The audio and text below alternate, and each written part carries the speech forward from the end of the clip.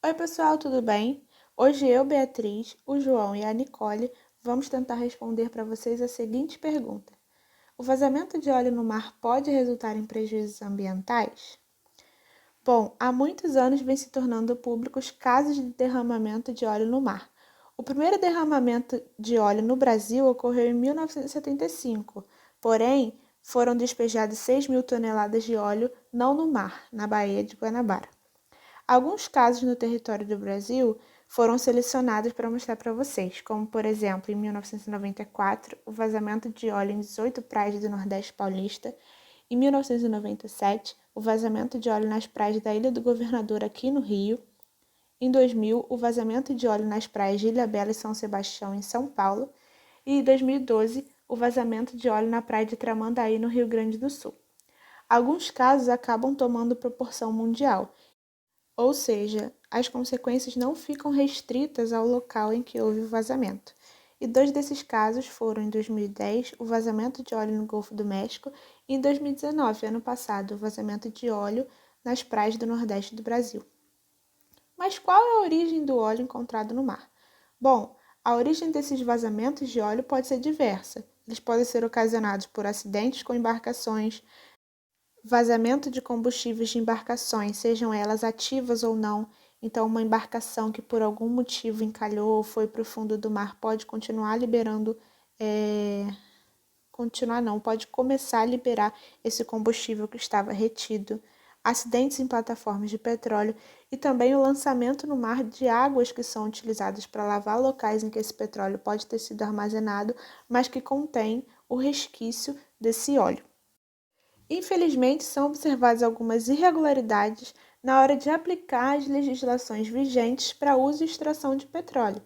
Então, muitas vezes a falta de manutenção adequada e treinamento das pessoas que vão manusear determinados tipos de equipamento, o não cumprimento e a fiscalização dessa legislação e a dificuldade em diagnosticar a origem das manchas de óleo que estão presentes no mar. Mas o que é esse óleo? Bom, o óleo, é formado através do acúmulo de materiais orgânicos em camadas do subsolo de bacias sedimentares e a decomposição lenta desses compostos, sendo submetidos por milhares de anos a elevadíssimos índices de temperatura e pressão. Então, nesse esquema, a gente pode ver que há muitos milhões de anos atrás, fitoplâncton, zooplâncton, organismos após sua morte foram soterrados e enterrados sob camadas de sedimentos. E assim eles vão formando lentamente o petróleo que vai ficar retido na rocha. Então eles formam o petróleo e o gás natural. Esses compostos são acumulados de forma que as rochas no entorno não possibilitam que eles caibam para a superfície. Então assim é possível aumentar mais ainda a temperatura e pressão sofrida por esses compostos. E a extração desse petróleo, desse gás, é feita através de equipamentos cada vez mais tecnológicos por empresas em plataformas. O que é esse petróleo, né? Então, a composição química do petróleo é uma mistura formada principalmente por hidrocarbonetos, nitrogênio, oxigênio, enxofre e alguns metais. Os hidrocarbonetos são substâncias compostas basicamente por hidrogênio e carbono. Do petróleo são derivados combustíveis fósseis para variados tipos de transporte, para máquinas, indústrias, mas além disso ele também é utilizado como matéria-prima para a produção de diversos objetos que são utilizados pelo ser humano. Voltando ao caso do vazamento de petróleo no Nordeste do Brasil no ano passado, foi possível diagnosticar uma provável origem a 700 quilômetros de distância de Alagoas e Sergipe, que foram locais onde essas manchas foram intensamente observadas. E ele foi diagnosticado como um petróleo cru venezuelano, ou seja, é um óleo bruto que não foi processado e que ainda é utilizado como matéria-prima para a produção de subprodutos. E esse petróleo é considerado um petróleo extra pesado, ou seja, ele tem muito mais frações tóxicas que um petróleo considerado leve. Esse petróleo leve teria seus compostos vaporizados mais facilmente, ou seja, os compostos do petróleo presentes na água, se ele fosse um petróleo leve, iriam para a atmosfera de uma forma muito mais fácil do que o petróleo cru, que foi diagnosticado no acidente brasileiro no ano passado. Bem, então agora nos perguntamos quais as consequências que o derramamento de óleo pode nos causar. E é imprescindível citar que essa mistura complexa de compostos orgânicos possui uma densidade maior que a água, o que o mantém na superfície do oceano, impedindo que organismos fotossintetizantes recebam luz. Então, assim, esses param de produzir matéria orgânica e morrem. E também pela consequência do óleo na água, ocorre asfixia de muitos animais, como peixes, moluscos e crustáceos. Nós temos algumas imagens onde mostra que foi encontrado óleo, né, no sistema respiratório de alguns animais, e, enfim, esses, no caso, vieram à morte. Do mesmo modo, as aves marinhas são vítimas dessa mistura que gruda em seus corpos e as impede de levantar voo. A sua capacidade de regular a temperatura corporal, então, também é afetada, como nos mamíferos marinhos, resultando, então, em uma morte por consequência do frio.